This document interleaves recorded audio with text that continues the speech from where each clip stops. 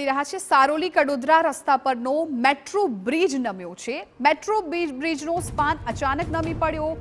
વરસાદને કારણે ધોવાણ થયું હોવાનું સ્પાન નમ્યો। બ્રિજ બન્યા પહેલા જ તૂટવાના એંધાણ।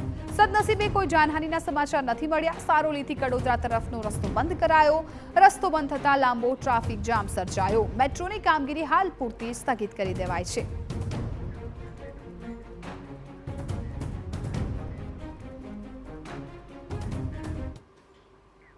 અમારા સંવાદદાતા બળદેવ સુથાર છે અત્યારે અમારી સાથે લાઈવ જોડાઈ ગયા છે। બળદેવ, એ બ્રિજના દ્રશ્યો જોવા માંગીશું કે જ્યાં જે બ્રિજ બન્યો પણ નથી એ પહેલા સ્પાન અચાનક નમી ગયો। વિગતો જે પ્રકારે મળી છે કે વરસાદને કારણે ધોવાણ થયું હતું ને ત્યારબાદ સ્પાન છે નમ્યો।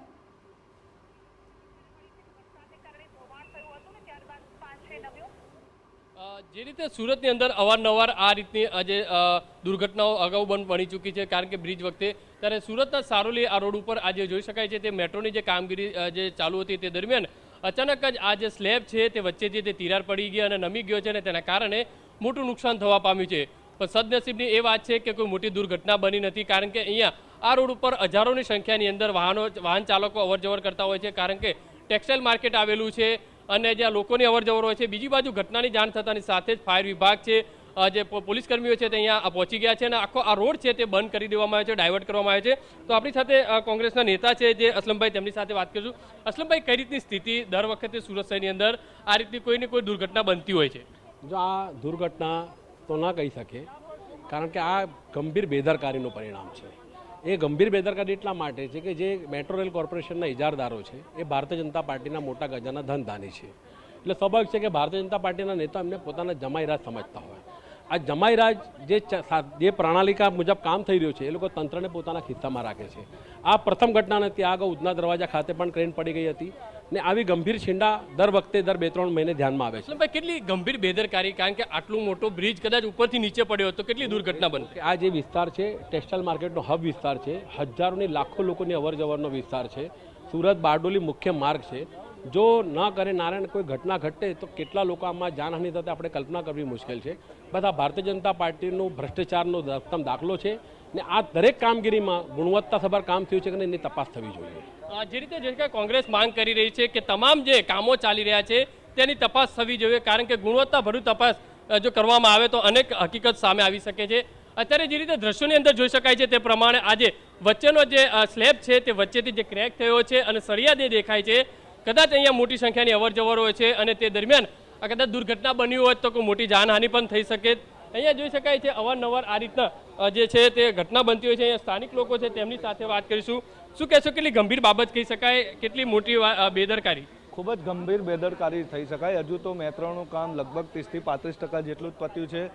માનો કે આનું કામ પત્યા પછી પણ સુરત શહેરના લોકો આટલો બધો ટેક્સ આપીને પણ કેટલા સુરક્ષિત છે એ પણ એક પ્રશ્નાર્થ ચિહ્ન છે। આ ભારતીય જનતા પાર્ટીની અને ઇજારદારોની ખૂબ જ ગંભીર બેદરકારી છે। લોકોના જીવના જોખમે આ ભારતીય જનતા પાર્ટીનું હત્યા કહી શકાય, આમાં કોઈ એની બે ના કહી શકાય। જે રીતે દ્રશ્યોની અંદર જોઈ શકાય છે અત્યારે જે રોડ છે તે બ્લોક કરી દેવામાં આવ્યો છે અને અત્યારે મોટી વાત જે છે ટીમો છે, અલગ અલગ મેટ્રોના અધિકારીઓ કર્મચારીઓ છે તે અહીંયા પહોંચી ગયા છે અને તપાસ કરી રહ્યા છે, કારણ કે શું કારણથી આ ઘટના બની છે, कितनी गंभीर बेदरकारी है, शू कहूँ आपको?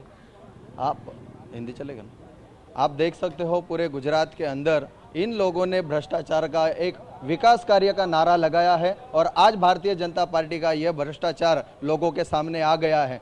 आज मेट्रो अभी चालू भी नहीं हुई है, उसके पहले ही आज इस प्रशासन की बेदरकारी सामने आई है और यह लोग आज यहाँ पर जो कारीगर थे, जो लोग आने जाने वाले हैं, आज अगर बड़ी दुर्घटना होती है तो इसका जिम्मेदार कौन? और जनता अगर टैक्स का पैसा चुकाती है तो जनता के लिए वो सुविधा अच्छी तरह से मिलनी चाहिए। अगर भ्रष्टाचार करना है तो आपको प्रशासन से, शासन से राजीनामा दे देना चाहिए। और आपको पूरे गुजरात के अंदर जो आप लोगों ने जो भ्रष्टाचार किया है, इसके भी पहले राजकोट के अंदर एक अग्निकांड हुआ, मोरबी के अंदर मोरबी कांड हुआ, सूरत के अंदर तक्षशिला कांड हुआ। ट्राफिक पुलिस द्वारा रोड बंद कर देवामां आव्यो छे। अहींया अधिकारी छे, कारण के अहींया मोटी संख्यानी अंदर अवर जवर छे लोकोनी। साहेब, शुं कहेशो, आ जे रोड छे ते डायवर्ट करवामां आव्यो छे ने बंद करवामां आव्यो छे अने के शुं घटना छे?